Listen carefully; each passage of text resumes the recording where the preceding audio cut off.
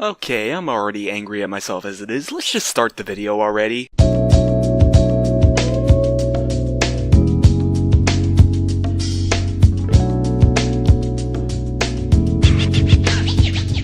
Yep, I'm finally back with some kind of video. I don't care what it is, it's at least something.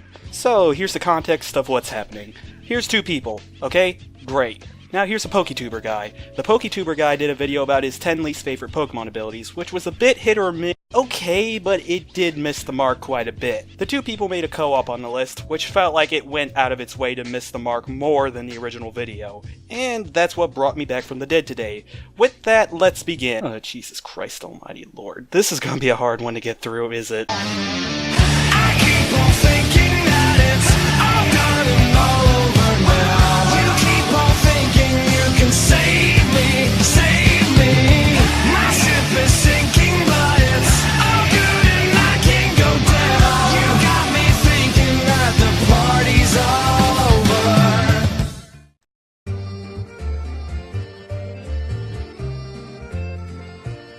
Everyone knows what a Pokemon ability is, right? It provides some sort of help to the Pokemon in or outside of battle, and almost every Pokemon has one or two normal abilities and one hidden ability. Now with that said, not every ability is useful to its Pokemon, and some are just so bad that they make the Pokemon completely useless, so today we're going to be looking at 10 of the worst Pokemon abilities we can find. Before I start, keep in mind that this list contains abilities that are exclusive to some Pokemon, maybe one or two, and they're all just based around my opinion, so if you guys disagree or feel that just narrowing it down to exclusive abilities isn't nice, of course make sure you guys leave your own list down below in the comment section. But with that being said, let's get started. Why does it take 7 seconds to fade in? You kinda lack an introduction, so we only really know who you are and what you're doing here thanks to your username. We just kinda get thrown into the video with no context. Also, completely useless? Every ability has a use. Sure, it's easier to find worth in some abilities compared to others, but just because in some abilities it's hard to find a use, that doesn't mean it's useless. Maybe just a me thing, but he said the abilities in question could make the Pokemon that holds it useless. Not that the abilities themselves are useless, more implying that the abilities could work against the Pokemon rather than benefit it. Sure, each ability has a use of some sort, but he was instead trying to say that those specific uses aren't always going to have promising results.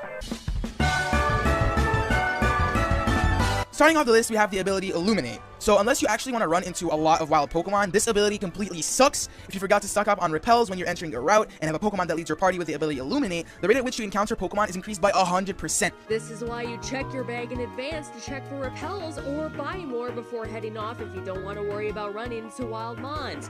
Or if you can, stay out of the grass in the first place. Why, thank you for this enlightening and eye-opening statement that has opened the eyes of, like, 3 people. If that. But for real, Gale, what does this add? You could say that he was implying that it was important to stock up on repels if you have a Pokemon with Illuminate by mentioning it in the first place. Popping up to say, well then, you should stock up on repels then, hee-ho, doesn't do much, if anything. That is crazy considering me, personally, I hate running into wild Pokemon non-stop, leaving this ability at least at number 10 because you can always stock up on repels and it doesn't really sound that bad. Illuminate only takes effect when the Pokemon with the ability is in the front of your party. So here's a crazy idea, Relic Boy! Switch your team around! Secondly, let's have a look at the list of Pokemon that can have this ability that you show, shall we? Volbeat, Watchog, the Staryu line, the Chinchou line, and Morlul. All of these Pokemon have alternate abilities, so it's not like you're restricted to Illuminate or anything. Neat. Good thing he's talking about Illuminate and not the Pokemon that can possess Illuminate. Doesn't matter if they can have a different ability, it doesn't change that he has gripes with this specific ability. Like, you started off with a good point, then you had to go and tack this on for, to be blunt, absolutely no reason. You know, there are situations in which Illuminate is actually quite useful. I know he said at the start of the entry, quote, unless you actually want to run into a lot of wild Pokemon, end quote, but the way he said that gives off the impression that he doesn't seem to know why people would want to do that. I'm sorry? How? All I heard him say was... So unless you actually want to run into a lot of wild Pokemon... He doesn't talk down to anyone that wants to run into wild Pokemon. He doesn't sound oblivious to wanting to run into wild Pokemon. He just notes it on the side and goes on his way. And if there's something I'm actually missing, then that's on you for not even bothering to go in a bit deeper and actually show how he's showing ignorance in this.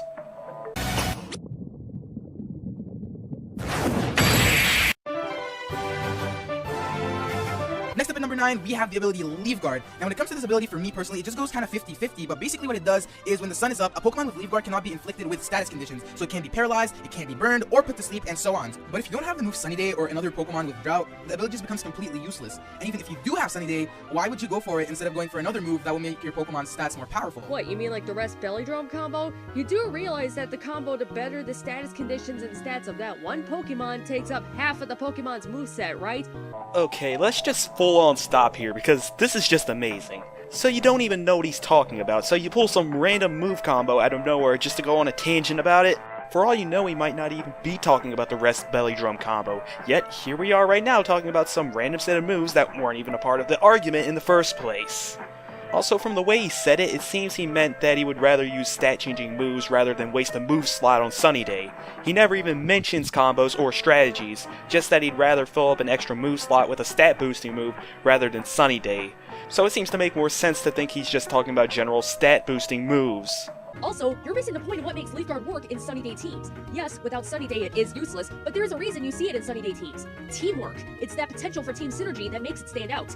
Leaf Guard, due to nullifying the potential for status conditions such as paralysis to be inflicted, allow those mons to support their team members better. Here's another thing. If you take a closer look, you'll notice that quite a few of those Leaf Guard mons have access to some unique and powerful support moves. In particular, Lurantis, Sarina, Jumpluff, Roselia, and Meganium all have access to Aromatherapy. Meganium in particular stands out due to its status as the Grass-type starter, less known for offense and more known for support. Now, some of you may think that due to Leaf Guard preventing the Pokemon from being inflicted with status conditions in sunny weather, that it brings down the usefulness of Aromatherapy. That is not the case. 1, that's assuming that sunny weather teams will be able to keep up the sunny weather all the time. 2, Aromatherapy is used more to heal the status conditions of the rest of the party, not the one using the move. That's why the move only has 5 PP. It may depend on how dedicated to support you want said support mon to be, but Leaf Guard can be a really good ability in a sunny weather team if you use it right. I mean, this is good and all, but Aromatherapy is still only used by a small fraction of the Pokemon that have Leaf Guard. I get what you're trying to say, but this could have worked much better if you were to give a small sample of different support moves that could be used by different Leaf Guard mons, rather than an essay on how Aromatherapy is the best thing since 420. Even with that, does the ability work well with physical mons? Because that would be good too. Just because a Pokemon can gain an advantage of an ability thanks to one move, doesn't mean the ability still can't come off as a hindrance to others. And finally, how do stat-altering moves and abilities make this ability bad? They don't? He never even said that. All he said was that he preferred to teach Pokemon stat-changing moves rather than Sunny Day. Not once did he imply that stat-changing moves on their own made Leaf Guard bad. You two are looking way too deep into such a small statement for issues.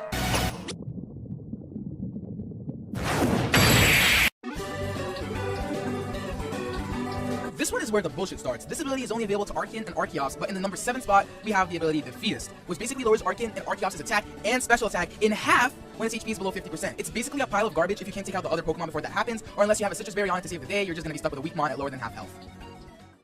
Citrus Berry?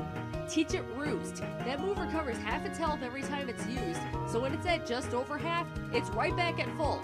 Also, if the mon that Archeops is going up against is that much of a threat, there's another solution. Just switch it out. Aesop's very compelling argument over here has left me speechless.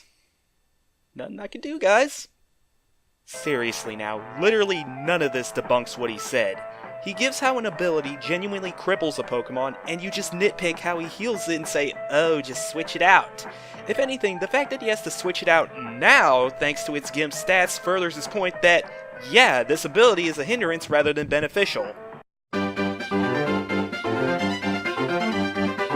Speaking of being useless, number 6 is the ability Plus and Minus. Yes, we're gonna share those two because they work the same way in a sense. Now, if a Pokemon has the ability Plus, he powers up the special attack of a Pokemon that has the Minus ability, and the other way around. Completely forgetting the fact that Gen 5 added the double positive and double negative effects in an attempt to boost both abilities. It shows it right in your screen caps. So that means that it only works in double battles. You're probably gonna need 2 electric types because they're the only types that can have this ability. And let's just take a moment to realize that most of the game are in single battles. So in a nutshell, the ability sucks unless you're willing to capture 2 electric types with those abilities for just a couple of double battles. You might want to recheck that list of yours again, Relic. The Clink line is a pure steel type, so, congrats, you just lied to your audience. Or he just messed up on his information? Yes, he's wrong on this. Yes, he should be more careful with his information. But it's a bit of a stretch to say he went out of his way to lie about one Pokemon line's typing for a group of abilities that are still primarily used by electric types. As for your single-player or campaign argument, places like the Battle Subway, several trainer double battles, and the Pokemon World Tournament poke holes here. The Battle Subway and World Tournament are optional side parts of the game, and double battles are still much less common than single trainer battles. The fact that he says most of the game makes me want to think he's talking about the main story, which, yeah, generally has more single than double battles. He's not wrong with this. The fact that one-off battle facilities exist, and once-in-a-blue moon double battles happen, doesn't change that the game still primarily uses single battles. He also goes on to mention the double wild Pokemon battles and the darker grass patches in the Gen 5 games, but this still hinges on the points I mentioned.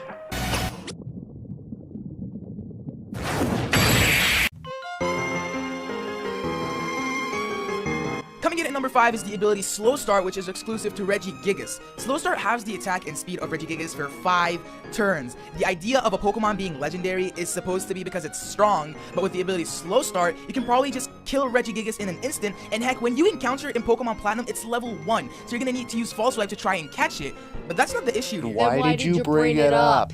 To give his audience an idea of what the ability does, while giving an idea of why people could have problems with it. Just because he has one major issue doesn't mean he can't take the time to discuss a minor one as well. Considering Regigigas is a legendary Pokemon, the ability Slow Start just makes it so unfair for it compared to the other legendaries. This is why the competitive players who use Regigigas in the low tier teach it Thunder Wave. Regigigas spends the first 5 turns with its attack and speed cut in half, while the opponent's Paralysis leaves its speed cut by 75% pre-Gen 7, along with a 25% chance of not being able to move at all, and that Paralysis lasts until that condition is healed. Who do you think is better off? Okay, cool. But the ability is still a handicap, as he said, and having to teach a status move to compensate for it only furthers this.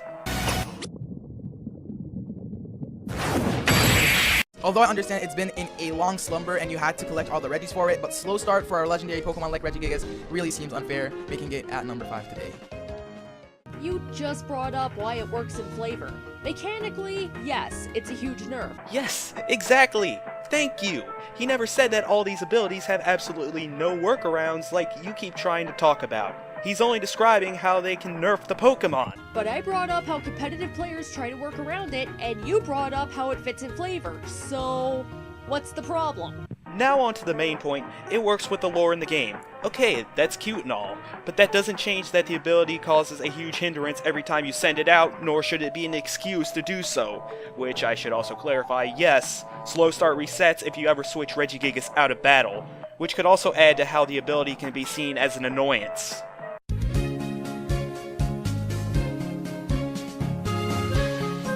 The next ability is another exclusive one, this time to Skitty and Delcatty, with a little bit of benefits, but at the same time, it doesn't really help out as much. Number 4, we have Normalize, which literally turns every move into a normal type attack. So if you have Thunderbolt, it's a normal type. Ice Beam, it's also a normal type. Now I'm gonna admit it, it's good if you're gonna have something like Thunder Wave, because you'll be able to paralyze ground type Pokemon. And you just brought up the saving point of Normalize. What exactly makes it bad again? Christ, I don't know, it's almost like things can have both advantages and shortcomings or something. But at the same time, you can't hit it on a ghost type because they're gonna be immune. Unless Foresight or Odor Sleuth was used on said ghost type in advance. Skitty can learn Foresight via level up, thus allowing the Skitty line to rain down destruction on the ghost type in any way it pleases. Nice try, buddy, but we're wise to your game. No. I don't think it's as easy as you two are making it out to be.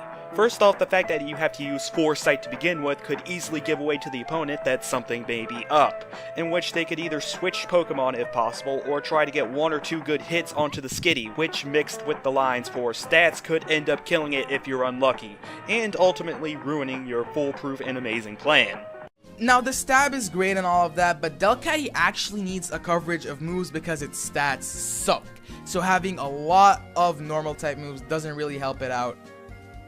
so use it as a support mon.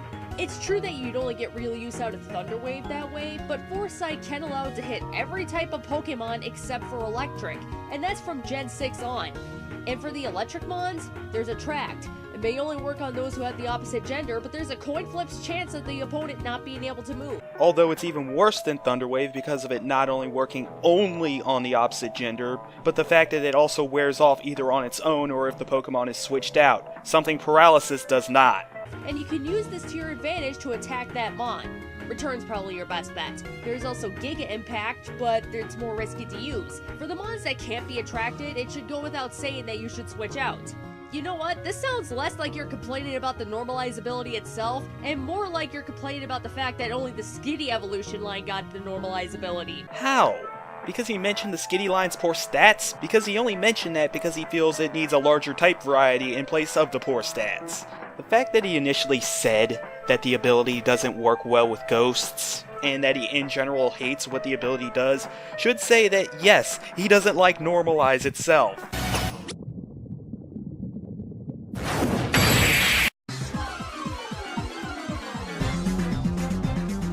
Coming in at number 2 today, we have the Moody ability. Moody? Moody, as in one of the few abilities that has been banned from competitive play? Enlighten me. Moody increases a random stat by 2 stages and lowers another random stat by 1. Let's say you're a physical attacker with Moody and keep getting your defense or any other stat that you really don't need raised and your attack or speed lowered. Obviously, that's not going to be a good time. I get that the stat you prefer may get raised, but it's random every turn and it might get lowered the next time. So having Moody is just really luck based, and that's why it's so high up on the list at number 2 today. Should I say it or should you? Let's both say it. You're basing your entire argument on a hypothetical when Moody is completely randomized. Oh sweet Jesus almighty. First off the bat, that doesn't mean the ability can't become a hindrance, that doesn't mean he can't find the ability annoying. Second, you yourselves have also been using hypotheticals throughout the video to try to debunk him, particularly in the Klutz segment I skipped. Like, say you have a Klutz Golurk holding a Black Sludge against a Heat Rotom with Flame Orb. A typical strategy with Heat Rotom is to trick a Flame Orb onto the opponent. Now, let's say that Heat Rotom uses Trick. The Black Sludge gives chip damage to any Pokemon holding it that isn't Poison type. So, the Heat Rotom will receive chip damage from the Black Sludge, and the Golurk will receive no burn status due to the Klutz ability preventing the Flame Orb from taking effect. Even with this, in his case, he more often than not has been using broad examples that could cover the general game for his reasoning, while you two keep using extremely specific strategies and move pools, mostly used in competitive play, as the end-all be-all of why he's wrong with his reasoning. This constant problem of yours is why I ended up skipping some segments in their entirety, because I don't want to harp on this issue constantly. So I admit I don't have much else to say. They talk about his number 1 segment, which is about Darmanitan's Zen mode, and overall the points they made were alright. Nothing much I can say about that. Okay, enough of that noise, let's move on.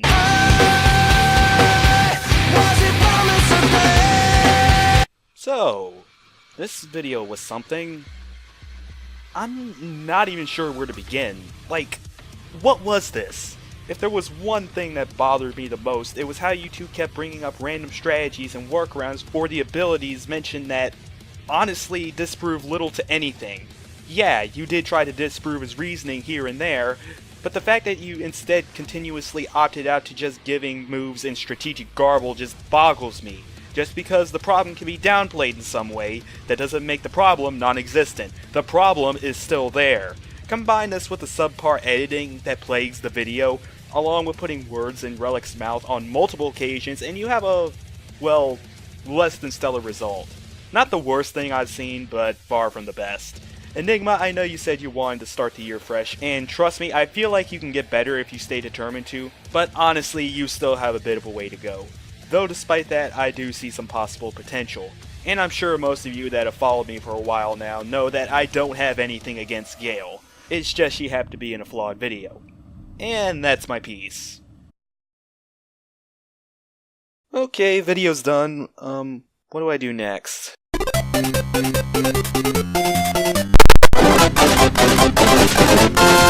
No.